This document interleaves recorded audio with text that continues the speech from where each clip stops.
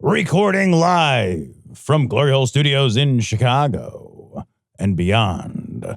This is Cognitive Dissonance. Every episode we blast anyone who gets in our way. We bring critical thinking, skepticism, and irreverence to any topic that makes the news, makes it big, or makes us mad. It's skeptical, it's political, and there is no welcome mat. Today is Thursday, February the 12th, Cecil. And I know I texted this to you, and I feel like a crazy person. This is not going to be one of the stories that we're going to cover. But I want to point out something because it's just been bothering me so much. I read and listen to a fair bit of news. I don't know how much everybody else listens to. I feel like it's a fair bit. And like there is a situation brewing right now between the United States and Iran, sure, which is getting like a wildly small amount of attention. And it feels insane to me, like the lack of attention being paid as we amass aircraft carriers and missile defense systems. And like last week, a drone got shot at one of our ships. And I sent you a message yesterday because there was an article about it in the Wall Street Journal. It said Wall Street Journal exclusive as the Pentagon prepares a second aircraft carrier. And I thought, how is this information exclusive to one news source? If we are like in this run up to war, which you would only know that if you read one specific news source, that feels real weird. I don't remember that ever being the case before in terms of like international politics, diplomacy, potential military action. It feels super crazy to me to be in that space. So I just want to bring it up here because like if you are just reading the New York Times and the Washington Post and CNN and looking around at these like you won't really know this is happening, Cecil. And it feels like a big deal. And I don't know why it's not a big deal. Do you know why it's not a big deal? Does it seem weird to you? I have an inkling. Tell me what your thoughts are. And I think that it's not good clickbait.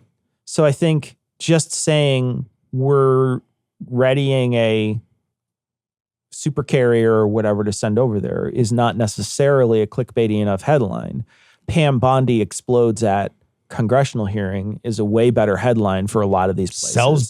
Sells way better. Wow, more people are going to click on that. Right. And we are on a click-based economy when it comes to news. They're going to want to listen to the thing. If I'm scrolling through my podcasts, will I stop at potential war with Iran on the daily, or will I stop with Jeffrey Epstein, something salacious about Epstein and his connections on there? Which one would I load up to listen to? Which one would be the thing that would lead me to the next piece of this? What's the breadcrumb that I'm going to follow? Right. And part of me wonders if we've created such a monster around Trump because he fills the news with such trash all the time. Right. That there's constantly a seeking out to be the next clickbait.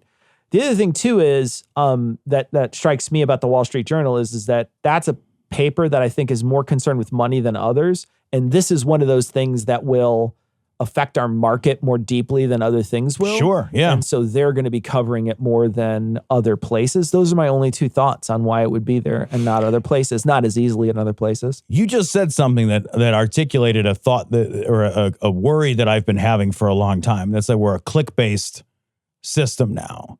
And we talked, I remember back in the 90s having like conversations with you and our friends and being worried about the 24-hour news cycle. The 24-hour news cycle was really like a creation based off of the cable news industry. Yeah. And it hadn't existed before. And I think that one of the effects that people worried about with the 24-hour news cycle is that it necessarily created an incentive system for there to be more content. You got to fill that news, right? So it's like, how do we get more content and tell the story of that content in a way that feels compelling enough to make you tune in, not just for the 9 o'clock news, but at 2:30 in the afternoon, and to constantly feed more stuff regardless of relevance. So if it's not that relevant, we can make it more relevant by making it more salacious. And I was thinking the other day that that's different now. It's still it's not a 24-hour news cycle anymore. It's something different. While it's 24-hour, it's also like bespoke. It's like a bespoke news cycle, right? Where like it's got to be interesting to my algorithmic choices. It's got to be something that I am going to click on and create and sort of tailor for myself this bespoke worldview. At least the 24-hour news cycle was still sort of created and managed by editors. And I think you hit on something. Now it's like, well, I got to create a news product, not that's editorialized and decided on and streams 24 hours, but that can stream hundreds of things, thousands of times, and all of them perfectly unique in this like, sort of like algorithmic tree. And I wonder if the set of incentives that creates is going to give cover for us to start a war that's going to surprise a lot of people when it happens. It will surprise a lot of people. Yeah. That's the piece is that's scary, is that the reason why the press exists is so that we can watch what's happening. Yeah. And then we can then contact our representatives, or they can then know that this is happening and tell other people. Right now, there's a ton of grandstanding that's going on in the Senate and the House that is all about, questioning the current administration, but it's not questioning the Department of War guy. Yeah, right. Not that guy. Yeah, I think that's super interesting. I think that's exactly what I've been worried about. I didn't know how to like phrase it because I'm like, yeah, it's still a 24-hour news cycle, but like, no, it's different now. Yeah. It's different because whereas before you might have a news story that was 4 or 5 minutes long and then they had another one, Now you've got hundreds of selectable 10-second sound bites. And that's just a different animal altogether. For sure. Yeah. What flying experience have you had? I flew single-engine fighters in the Air Force, but this plane has 4 engines. It's an entirely different kind of flying, altogether. It's an entirely different kind of flying. So every year we got to talk about the Super Bowl. Cecil, no surprise, we got to talk about the Super Bowl. This story's from The Hill. Missouri Republicans suggest Bad Bunny performance merits FCC action. But like, is the action grinding? Is that what it is? What is the action? What I love about this article so much is it a quick salsa dance, like a salsa move? I'm doing. By the way, if you're watching, I'm doing. He's doing a sexy salsa move. It's pretty compelling. I want to tell you, it's pretty compelling. I'm doing the hand thing, and without any music or anything, any music going straight off what's in my your back's hand. starting to warm up on the chair. So, like every year. People get upset about every single year. They get upset about the Super Bowl. It's usually religious nuts. Yeah. Who are like, there was a shape. And if you, well, not really, but like if you draw a line from this arbitrary point to that arbitrary point, everything's a pentagram. The devil, Someone wore red. Yeah, right. Yeah. There was a smoke, and in hell there's smoke, and this is a simulation of hell. Lady Gaga is the devil because I want to fuck her. It's always like weird, sexually repressed, fucking, moral panic shit. Yeah. What I love about this thing is this Republican idiot is like, you know what?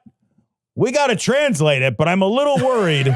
I didn't know what they were saying. I don't know what they were saying, but it might have been salacious. I'm pretty sure it was sexy. It's like, literally what he says. He's like, we're looking into it. My dude, it would take you literally 1 minute to fit. It's not like nobody speaks Spanish to translate this for you. They're fucking lyrics, bro. You have to go find the one person who's somebody get Bad Bunny on the phone. I think he invented a language called Spanish. It's like in those movies when they have to go find that one guy who speaks that dead language. Yes. Like, you don't need a fucking wind talker. Are you fucking kidding me? Outstanding. It's not like it's like he's rapping in fucking Navajo, right? So where it's like, oh, that's actually pretty. No, it's fucking Spanish, man. Did you see it? I did see it. Haley showed it to me.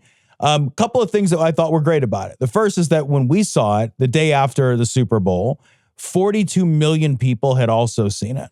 The crowd went fucking nuts. 120 million people tuned in for it. Yeah. And I love how much that upsets the right-wing lunatics who cannot abide by the idea of something happening in Spanish. Yeah. First and foremost, they're just like, Spanish? That's not America. Yeah. And you're like, it super is, though. It's super duper is. Yeah. Yeah, I thought it was great. I did too. I'm not super familiar with his work. I know a couple of songs that he's done that are like hip hop tracks and R&B tracks that are crossovers. So I've heard him before, but never listened to like any of his like I've of course heard a couple of his songs, but not like listened to any of the deep tracks at all. But I will say, great, a really amazing choreography. Oh, awesome, and at a certain point, there's like two dudes that are like grinding on each other. Yeah. And I was like, good for you. Hell yeah. I was like, way to go. I'm like, that made some people real uncomfortable. Absolutely. Oh, that made some people real. But it was all right. Like, I thought it was fine. I mean, I thought it was fun. I was entertained the whole time. I watched the whole thing. I don't speak a lot of Spanish. I know like 5 words. Right. So Yeah. I know when they talked about a table, I knew that one. So other than that, I don't know. When are they going to say biblioteca? It's I like, remember know, biblioteca. Like, it's like, I know like 7 words. Yeah, So I'm right, good. yeah. But it was all right. I thought it was fun. And I think there was a competing product. Talking Point USA had a competing product that was out at the same time. And they had to inflate their numbers to make it seem like it was, you know, everybody was out watching it. One of my favorite clips was a guy who was singing and he's doing a country song.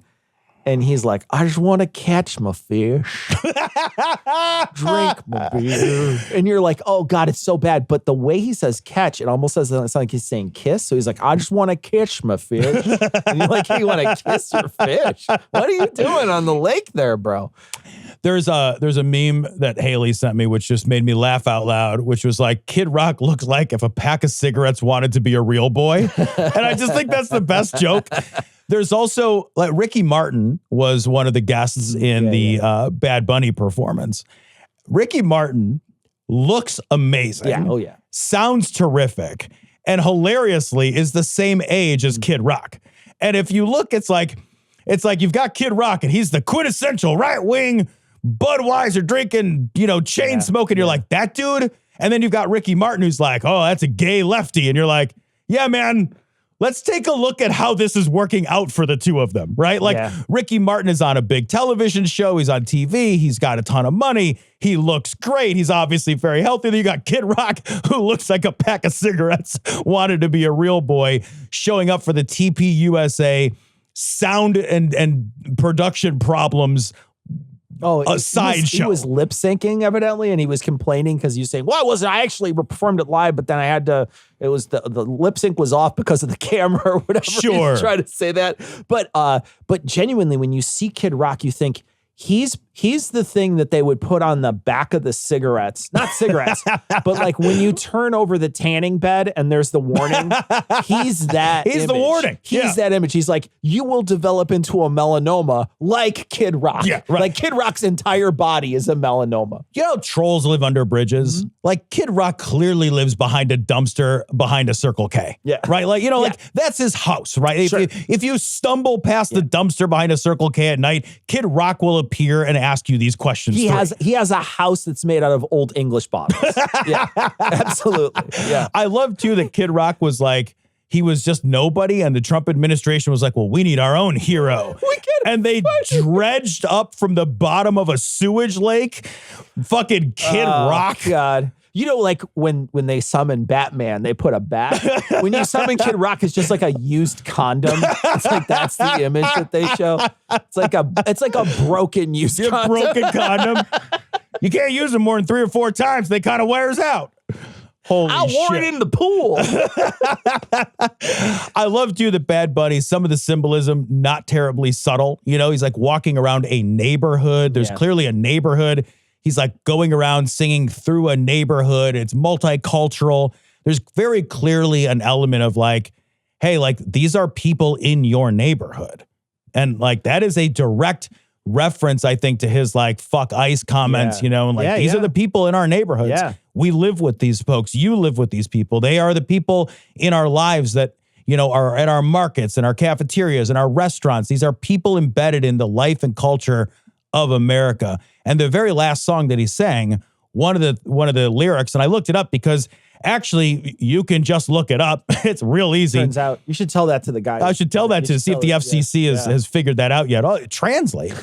But he listed many, if not all, of the nations in North America, Central America, and South America, and was like, it's all America. So the messaging is not subtle. Yeah. and it's effective. And that's why they want to get somebody involved to say, like, stop saying true things when we don't like the way they sound. Yeah. It makes us feel weird. They had the electrical poles portion of it, very specifically a reflection of how we neglected Puerto Rico, very specifically neglected them when a hurricane came. What we did was we sent Trump down to throw fucking paper towels at people. We did not have him come down with a group of people to roll in with fucking trucks and fix everything. Yeah. And they showed that for months. It was years until they fixed that fucking the electricity that ran through there. It was years, man. Could you imagine if at your house today, you went home and you're like, oh, I haven't had electricity since 2023. Right. Yeah. How would you feel? Wouldn't you feel neglected by the United States of America as part of a fucking United States of America? And they had that symbolism there. And it's like, that's fucking awesome. That's what you need to do, is show it to them.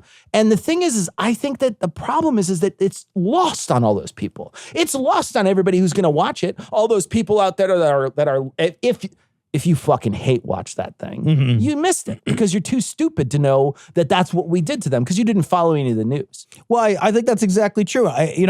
I know, too, that there are still areas in Puerto Rico without power. Still right now, there are areas of Puerto Rico without power that have not been fixed, like significant portions of Puerto Rico. Yeah, that's abhorrent.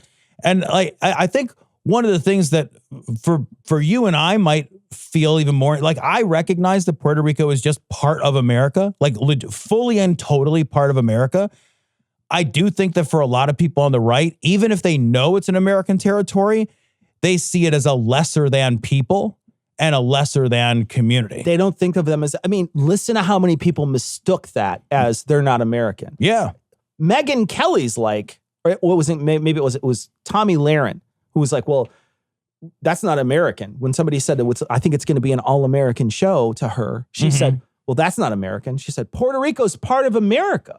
Like it's part of us. Right. And they just don't get it. They don't understand. They can't put those two things together. Well, I think it was Laura Loomer who also said something like, paraphrased a little bit. She said something like, a halftime show with not a single white person or any English in it. It's like Lady Gaga was there and as a guest and sang in English.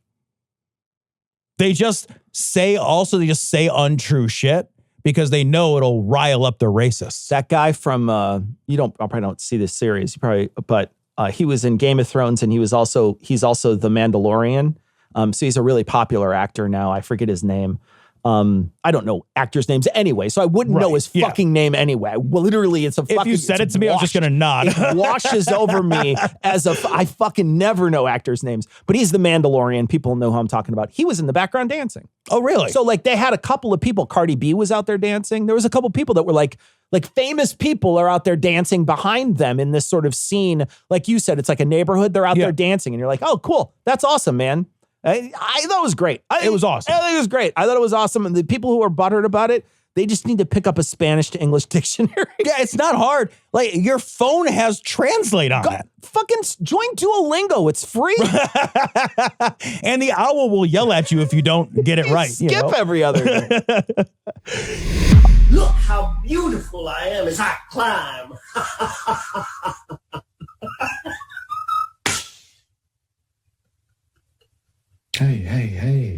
Hey, what's going on? Nothing. All right, this story comes from Esquire. The next Democratic president better be merciless. So this article is really referring specifically to two potential presidential candidates, Shapiro and Bashar, both of whom seem to be taking a kind of middle-of-the-road stance here. And this article is basically saying, like, enough of that middle-of-the-road, wishy-washy bullshit.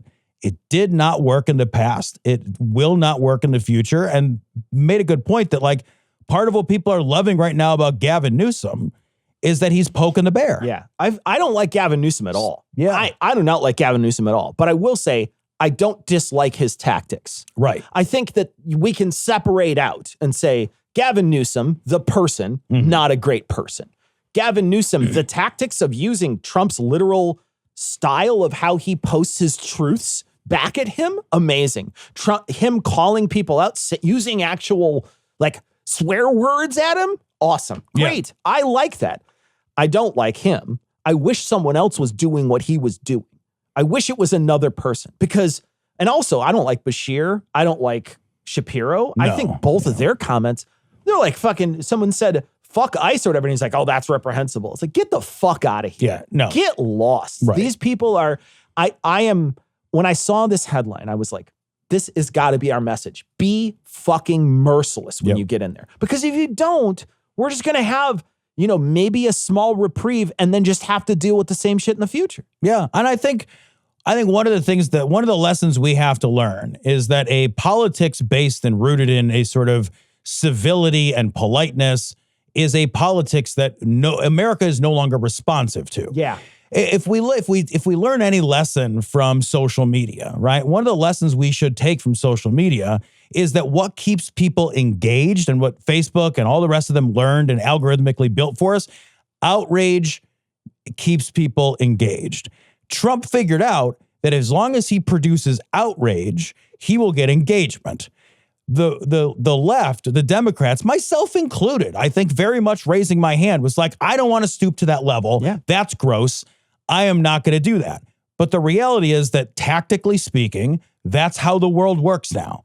And we might all get in a room and say, but it shouldn't. And then we can set that aside, lock it in a box and never look at that sentence again and do the things that practically speaking need to be done in order to get engagement. If you do not get people engaged with your message and enraged, you're not going to, that's the new political reality now. Look at all of the successful assholes on the right. Their message is a message of complete shit. Style wins over substance. Engagement and rage bait. Yeah. That is the new political reality of today. It shouldn't be. That's horrible. It's cancerous, but it's true. Wonder, you know, as you say this, I wonder if what we're seeing is there's never really been a person on the left who's done any of the things or gone as far as people on the right. So there's always a sense of losing, and there's always this sense of being on your back foot and never being able to push back. What happens if someone on the left takes over that push and is awful and shitty and mean and, you know, does all the things that they're doing? Does that correct the behavior, or does it spiral us further into the behavior? I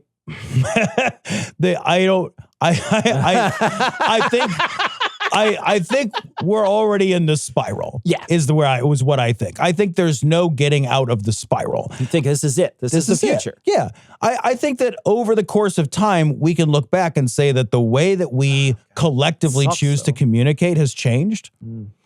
And I think this is the way that we've collectively chosen to communicate. We yell at each other. I miss everything about the past, man.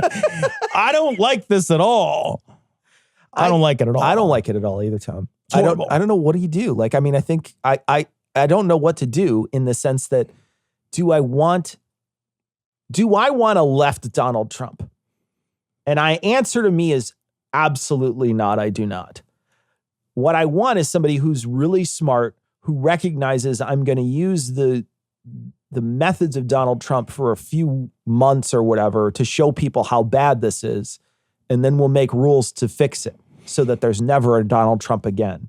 That's what I want. Yeah. I don't know that anybody's capable of doing that. I don't know that anybody is capable of doing that. And I honestly, because we've talked about this for the last few weeks, and I like your ideas very much. I wonder if the systems will even allow them to occur. Yeah. You know? And I like the big institutional systems that all kind of self-support. They're all these like rolling slinky Ouroboros systems. You know what I mean? Like they eat their own tail and fall down their own stairs constantly. And that's like how these things work. They work on a certain amount of like dick sunking momentum. Yeah. And so like once they sort of like remove those ribs and get in there and start rolling down their own hill, like it's really hard to stop it.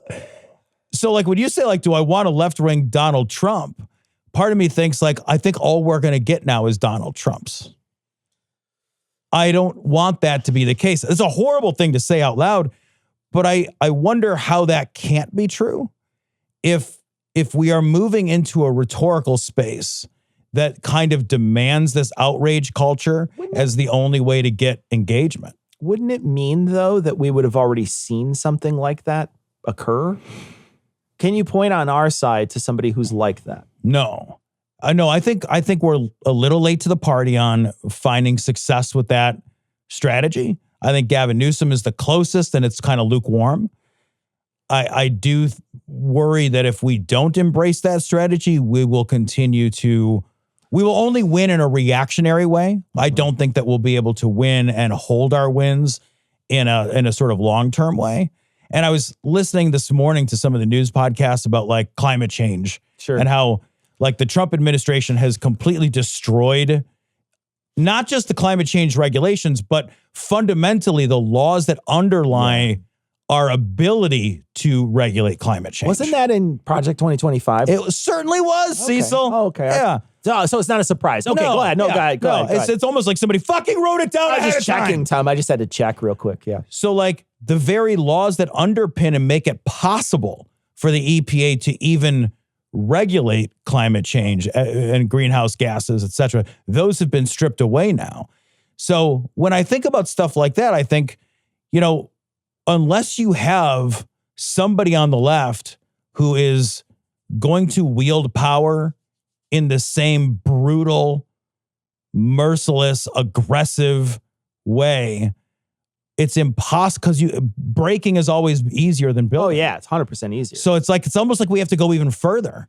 And then there's that escalation that I don't know how it feels like a death spiral.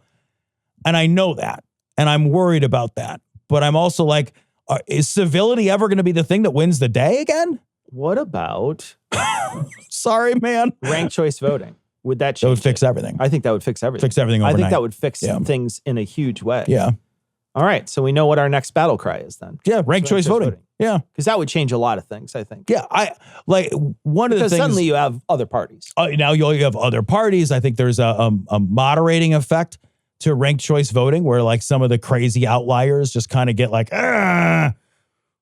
2, and that starts to matter. I really do think what's crazy to me is that I don't actually think that solutions to most of our problems are both unknown or difficult.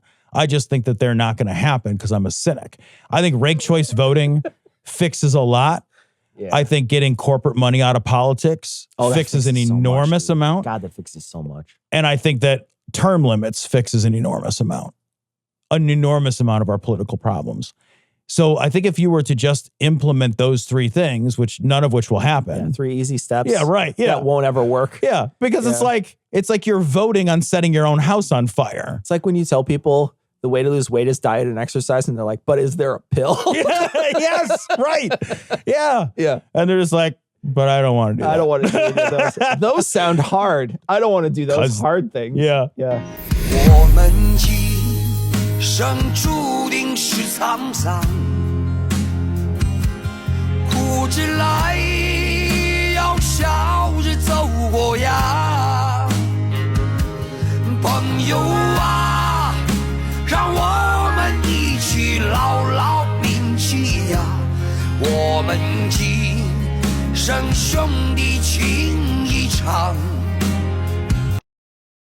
This is good news, CNN. Grand jury declines to indict Democratic lawmakers who urged service members to disobey illegal Trump orders. How many missing or bad indictments is this for them?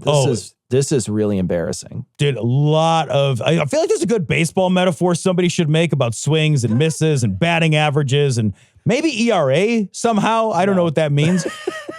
But some kind of... If this was a baseball game, they would not have had a touchdown here. I'm just saying they should punt before the next inning. Somebody threw it across the blue line. Okay, sure. Yeah. Is this icing? Yeah. This might be icing. I saw this and thought, another one. Yet another one. And this one was an easy pick because these people were all former service people and they were all saying, hey, you know what they said to me in the past, which is true. You can't obey a bad order, it's okay to disobey an illegal order. And then they said, well, Trump literally said it's sedition. Like, this is sedition, execute them.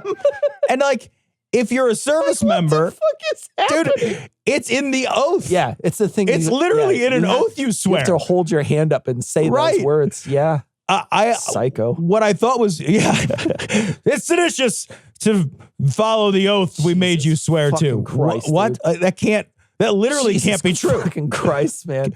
But what I think is also encouraging about this is that it wasn't just thrown out by a judge, but a grand jury heard it and was like, nah, man. No, we're good. That's nothing. Nah, none of that. Yeah. No. Because the Letitia James thing was thrown out on kind of technical grounds. Yeah. So was the Comey piece. It was fairly technical issues. It was this piece, I think, in this particular article where they even said it's not super hard to get indictments. Like you can pretty much get indictments, and for them not to get indictments in a lot of these cases is really telling. Yeah. And so a lot of this like weaponization of the Justice Department feels like it's failing, and that's great. It should be failing at the point of the Justice Department, though. An independent Justice Department should be like, what? No, that's it. This though reeks of top-down, someone manipulating and moving pieces in the Justice Department that's outside of the Justice Department, or at least telling the head of the Justice Department how to move things around without any real idea of how things actually work. Yeah. That's what it reeks to me. It reeks to me of someone who is Donald Trump, who doesn't know how things work, who's working his way through Pam Bondi to move those pieces around and being like, I want this done. I want to see this happen. It's almost like how we said it. He's a mob boss. That's how mob bosses work. I wonder too, as a business person, Trump's MO we've known for a long time has been to sue people that have had less resources than him. Oh yeah. So I wonder how much anybody cares if they're successful. Oh, good point. Good point. Because it's like, well, I'll make it expensive. I'll make it difficult. I'll create a story for my base to seize onto that you've been indicted. It'll damage your reputation amongst a certain number of people. And, it'll be a chilling effect. It's a good idea. That's a good point. Because I think like he's very specifically playing on that idea that they'll put it on the front page of the newspaper now, but then this piece won't be the front page news. Yeah. This isn't as big news as they were actually brought up or indicted. Yeah. I would be willing to bet that like if you went to like OAN or Fox or, one of those trash networks, that the indictment got a lot more airtime than this did, to your point. The announcement of it, and then when it fails, not as much. Right.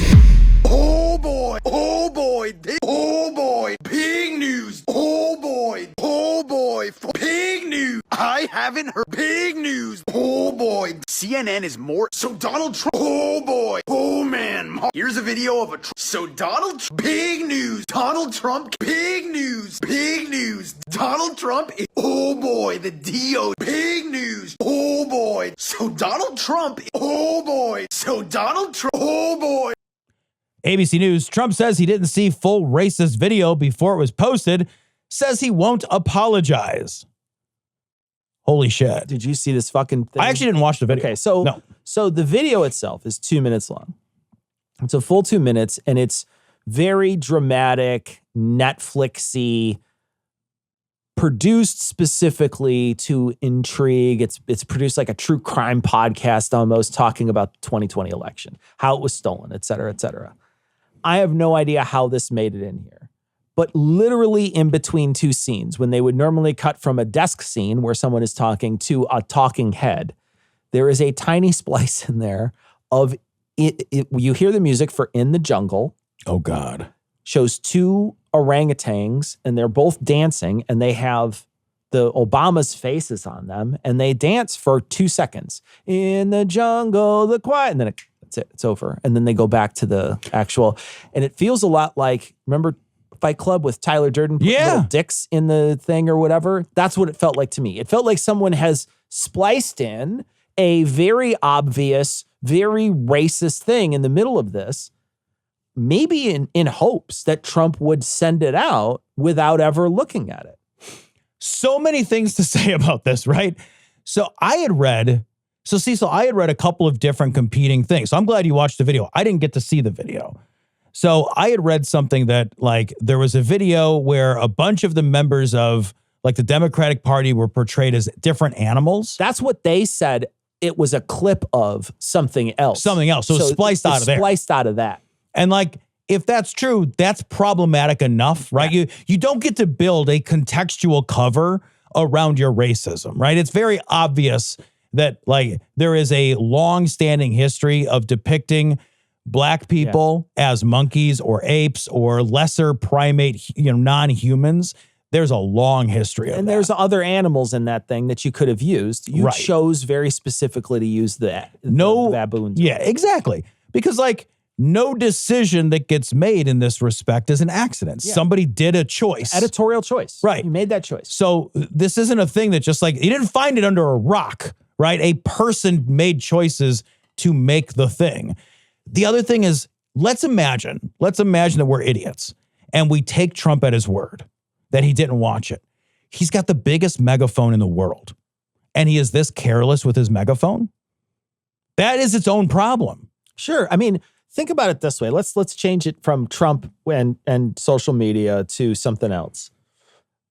He didn't watch it all the way through the end. So that means you can't trust him with the platform that he has, right? Yes. If he doesn't watch out through all of it. Imagine if you were to say to, like you were to hand a hot bowl of soup to say your 3-year-old, right? Right. And you were to say, like most people wouldn't do that. They would Right. say, well, I'm not going to give you a thing that is really precarious. Right. You're a child still. You don't have a lot of coordination. You might spill this hot bowl of ramen all over yourself. It's not something I'm going to do. Or waste the ramen. So you wouldn't do that. Right. Right.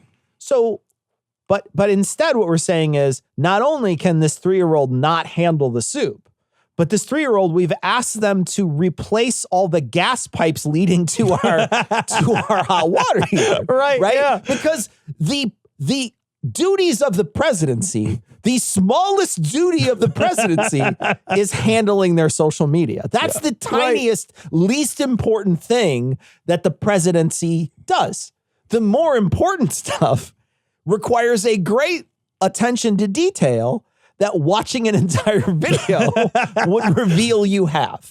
Yeah. And think too about the way that Trump uses social media. He uses social media to make major policy announcements. He uses social media to direct the Justice Department to do stuff. He uses it's not like social media is just like a play. It's not his golf course. It's not his, it is a place that he uses for official business. Right. And then all of a sudden, I'm not as a citizen or as a person in the world, I am not supposed to trust that what goes out on his social media has even been vetted by him at all. That he gets a free pass if there's a reaction to it that isn't liked, but he can just be like, well, I'm careless.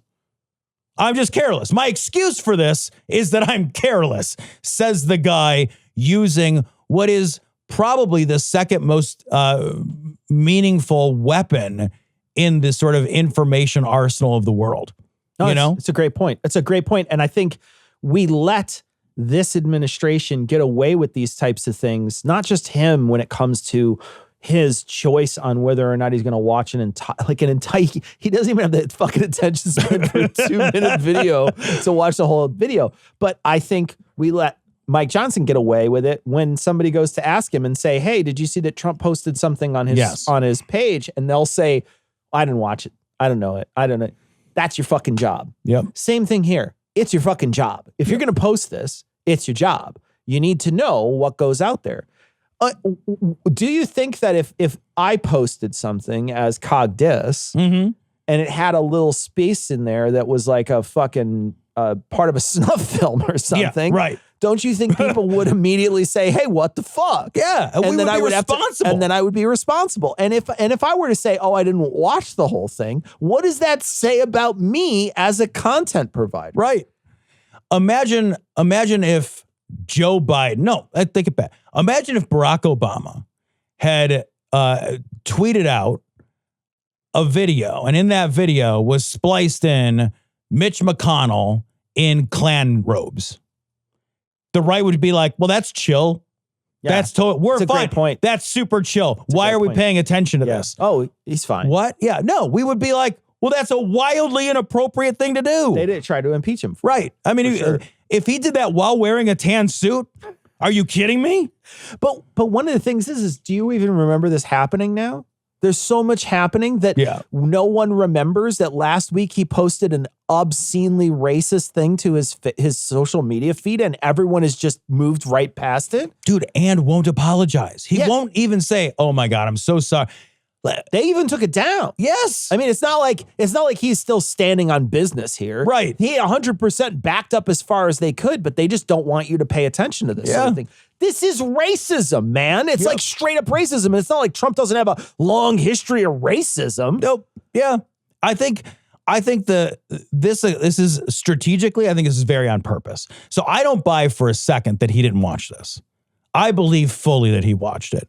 And I think what the White House understands, and everybody working for the White House understands, is that this video was always going to go up and then go down. It never occurred to me that he watched the whole thing. Really? Not until this second. Never occurred to me. I strongly believe that this video for him is a net win. And it always was. And so he gets to post the video, take it down, I don't say he never watched it. Analysis, by the way. And all the people who want that video to exist get to say, I'm glad that went up. And all the people who want to excuse that video in public now have a way to excuse the video, but still know that's our guy. He's our guy. He's telling us who he is. Yeah. You know, it's a dog whistle for sure. Right. Yeah. I mean, straight up whistle. It's a whistle. Yeah, straight up like megaphone. Here, dog. Like it's blowing a dog whistle into a megaphone. Yeah. Into the loudest speaker system in the world. So yeah, I think he absolutely did it on purpose. What went through my mind immediately and what I thought immediately was there's no way he could sit still for 2 minutes. That's what went through my mind the first time I saw it. Because I watched the whole thing. I put it on as soon as I saw it. I was like, okay, if he's showing a video with this, that's insane to me. But then when you cut to it and it's clearly inserted, I thought, oh, well, somebody just tricked him because he's lazy. Right. That's the first thing. That's the first thing and only thing that stayed in my head was that somebody tricked him because he's lazy. But you're right. Although there's a big part of me, Tom, that thinks that there's no way that he strategically would ever think like that. Oh yeah, maybe. You know what I mean? Yeah, like there's no strategy in him that would do that.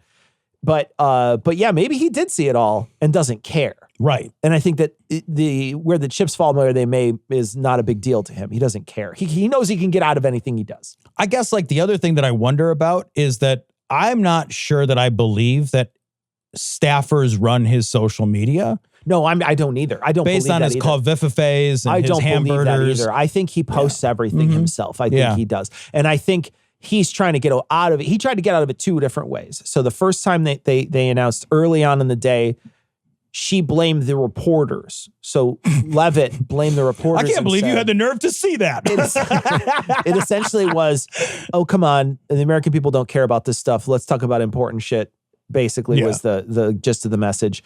And then it didn't go away. And then they blamed it on a staffer. And then they deleted it. And then he finally said, I didn't watch the whole thing. So that's how there's like a whole gaslighting sequence that has to happen. And the sequence starts with, it's your fault. Then it goes from, it's your fault to, it was someone else's fault. Then it goes from someone else's fault to, well, it was my fault, but it didn't matter. And I think, I think that's intentional too. Because what that also does, and we've seen this, and the reason I think it's intentional, Cecil, is we've seen it happen so many times that now I have 3 explanations for it, which gives the people that want to excuse it 3 different options to choose which excuse best suits their personal narrative. Yeah, it's a choose your own excuse book. Yeah. You will never be Japanese. You will never find the love of your life in Japan who looks like this and is a cutie pie Japanese girl. You will never be the protagonist in an anime. You will never have superpowers to allow you to overcome your most greatest tribulations. You'll always be a loser. New York Times, Bondi faces anger from lawmakers over the handling of Epstein files. Her appearance came as the Justice Department is under scrutiny over the Epstein files, its approach toward the shootings in Minneapolis, and its move to prosecute 6 lawmakers. Let's see. Maybe there might be something here. Let's watch it. Let's see if there's something. Do you swear or affirm under penalty of perjury that the testimony you're about to give is true and correct to the best of your knowledge, information, and belief, so help you God? I do. How many have you indicted? Excuse me. I'm going to answer the question. Answer my question. No, I'm going to answer the question the way I want to answer the question. No, Your you're going to answer the theatrics are question the ridiculous. way I asked it. The survivors of these heinous crimes deserve better from this Department of Justice. In particular, it is shocking that the department did not redact the names of Epstein's victims, but it did redact the names of their abusers. It is about you taking responsibility for your Department of Justice and the harm that it has done to the survivors who are standing right behind you and are waiting for you to turn to them and apologize. Have you apologized to President Trump, all of you who participated in those impeachment hearings against Donald Trump? You all should be apologizing. Who's responsible? Are you able to track who in your organization made this massive failure and released the victims' names? Literally the worst thing you could do to the survivors, you did. I'm a career prosecutor, and despite what the ranking member said, I have spent my entire career fighting for victims, and I will continue to do so.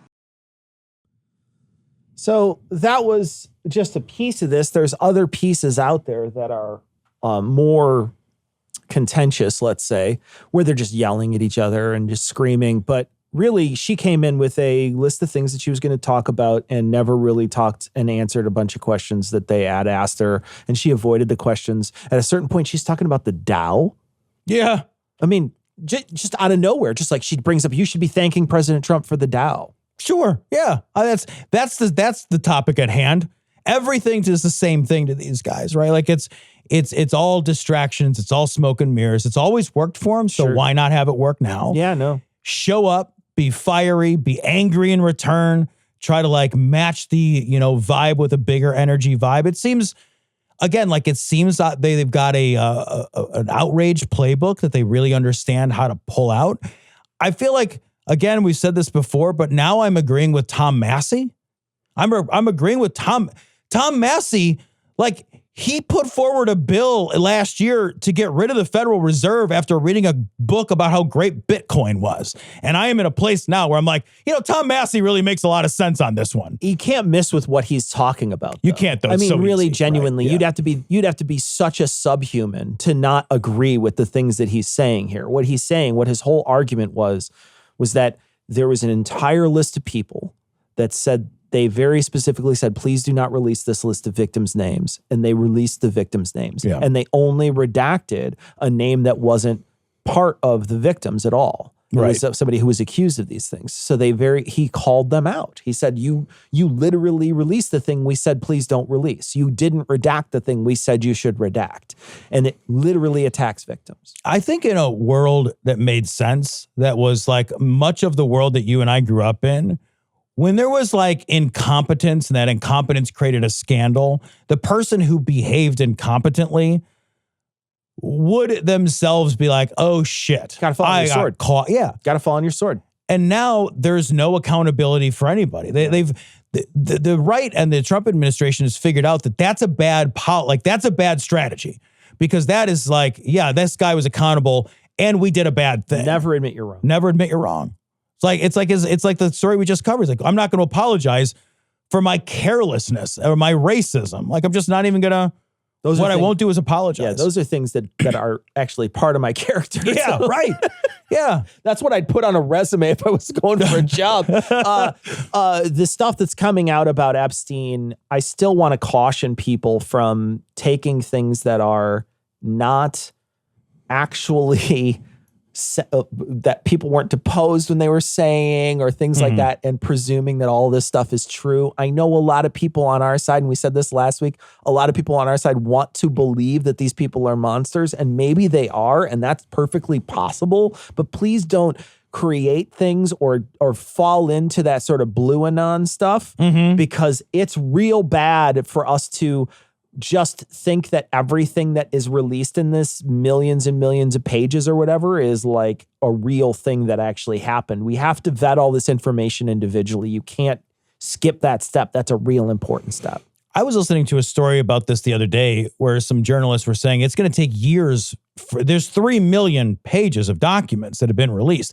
It is going to take years to go through all of this in an accurate and responsible way, to connect the dots that need to be connected, to discover who some of the redacted names are for the potential abusers, to source this stuff out. This is a years-long process now. Think about how much 3 million pages is just from a volume standpoint. I'm reading a novel right now, Cecil. It's 884 pages.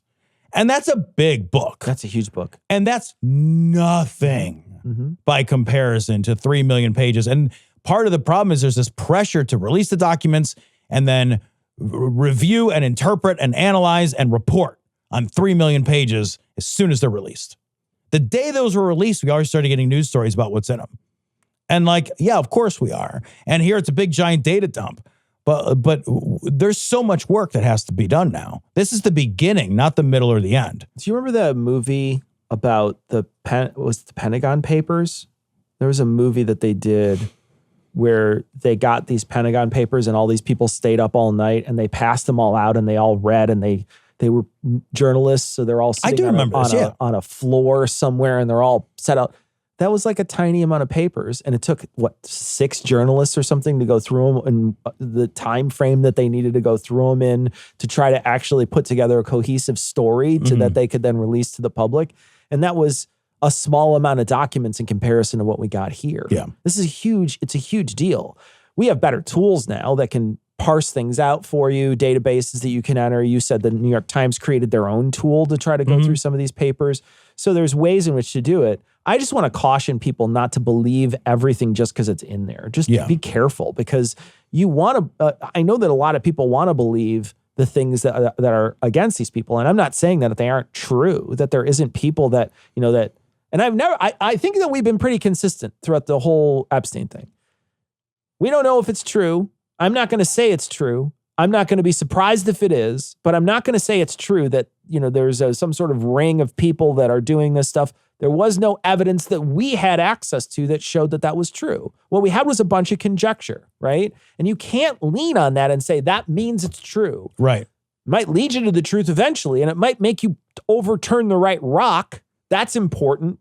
But at a certain point, we've got to follow what the evidence says and not just immediately presume that just because we've connected a few dots back here, like that guy on the fucking board. Right. Yeah. Yeah. You can't be like, oh, well, yeah, that proves that everything is right here. Yeah. And I think that's exactly true. I think also that there is plenty of room to look at the Epstein documents and look at like Lutnick, for example, and say that's a guy who very publicly has lied about his connection to Epstein. So many people have. And that gets to matter even if he didn't do anything personally, right?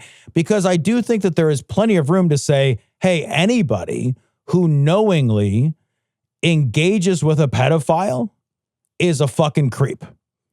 Anybody who did it after the 2006 or 5 or whatever it was when he got caught in Florida, anybody who associated with him after that, that person has questionable character. Yeah. 100% questionable. Yeah. Because you should not be associating with him after he's been convicted of raping kids. Because that's what he was doing. Right. And none of this, what was the charge they got him on, Tom? It was like a prostitution with an underage person. Yeah. That's not a real, that's rape. It's just rape. I mean, it's just rape. They just wanted to make it sound nice, but it was rape. Yeah. And one of the things that came out this week during this big hearing that they showed, this hearing with Bondi, is she started saying, well, it was what happened with Merrick Garland. Why didn't Merrick Garland do this, et cetera, et cetera. And I've seen other people talk about this.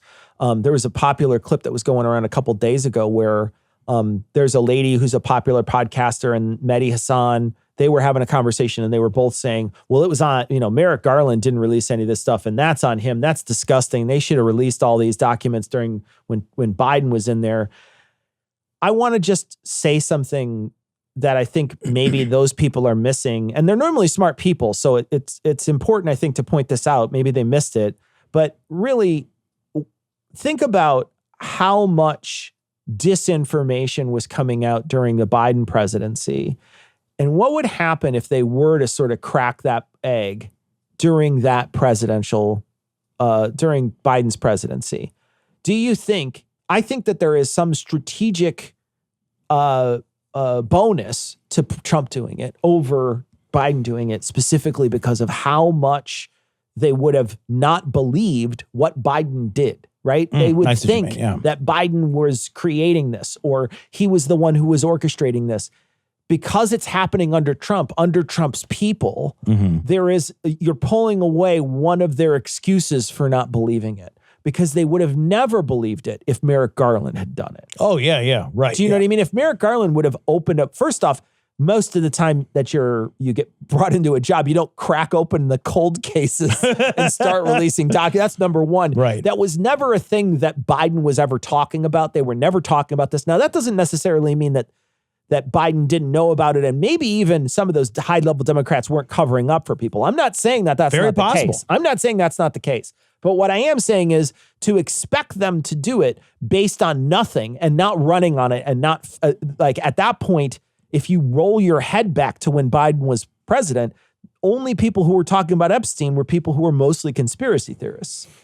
When did the second Epstein, forgive me for not remembering, what year did the second Epstein arrest and suicide occur? So it was all during Trump's presidency. That's what I thought. Yeah, so Barr was the guy who was in charge, and he died in 2019. He killed himself. So, and I'm going to do I don't know what they said that he killed himself. Right. I don't know. Yeah. So that is worth, that's worth saying out loud too, is that this happened on Trump's watch. The lack of transparency began on Trump's watch. Sure. Right. Yeah. And it's not like on the second iteration of Trump's watch, Trump was an avid and immediate proponent of transparency. The only reason that these Epstein files were released is because of a massive bipartisan pressure campaign. Well, and a bipartisan pressure campaign started by the right. Yes. Very specifically, this is a thing that they were running on. He was asked about this by Joe Rogan when he came on the show. Yeah. Yeah. So this is not a thing that just came up out of nowhere. This is a thing that I think people on the right have been wanting to find out for a long time. And I think they've been wanting to find out because they were listening to people like fucking that four-fingered lady, whatever her name is. Liz Crokin. Liz Crokin. They're listening to I forgot about Liz. They're thinking about Liz Crokin and all the things she's posting about all these terrible Democrats who have fucking tunnels between their houses and they're fucking cutting the faces off kids and wearing them around like fucking Dwight during the fucking CPR episode. So genuinely, these people are like, they've been talking about this shit for decades. And all those people, they've tuned enough people up on the right to think this is where we're going to get our treasure trove. And that's why the left was hiding it. Not that the left didn't, that wasn't a thing that people were talking about on the left. It wasn't a thing that people believed on the left. Right. Because there wasn't any evidence to believe it. So why would there was no evidence that we could have dug into because we didn't see any of it. So I think like they were the ones who overturned this. They dug it up. And now that it's up, they're like, oh, well, shit.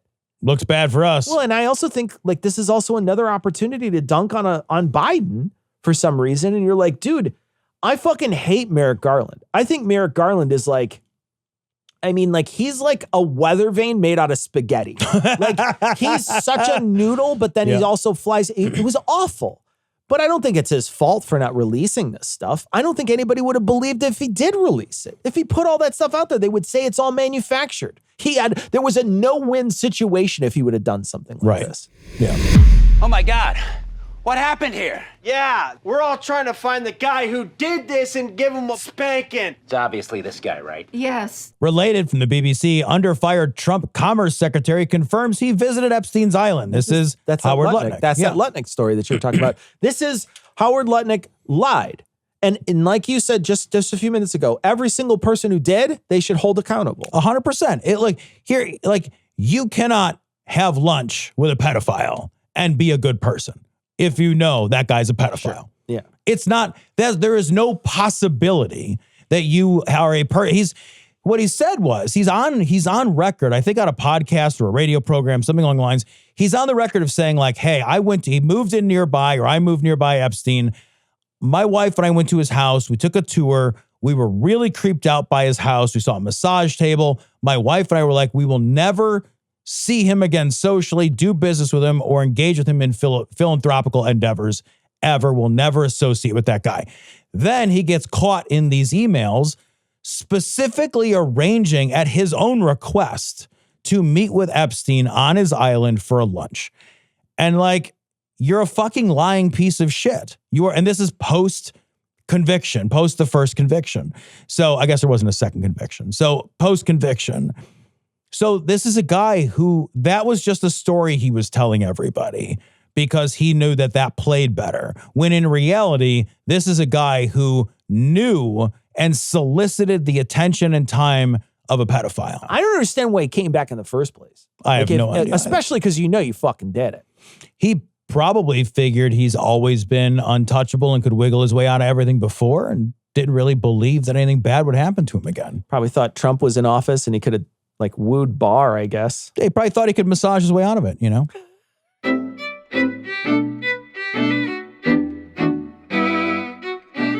All right, that's going to wrap it up for our regular show this week. But our Thursday show is going to be about guns. About guns. We're going to do a show about guns. It's going to be a long form show. You're going to want to check it out on Thursday. And we'll be back next Monday with a full show. We'll leave you like we always do. Skeptics Creed. Credulity is not a virtue. It's fortune cookie cutter mommy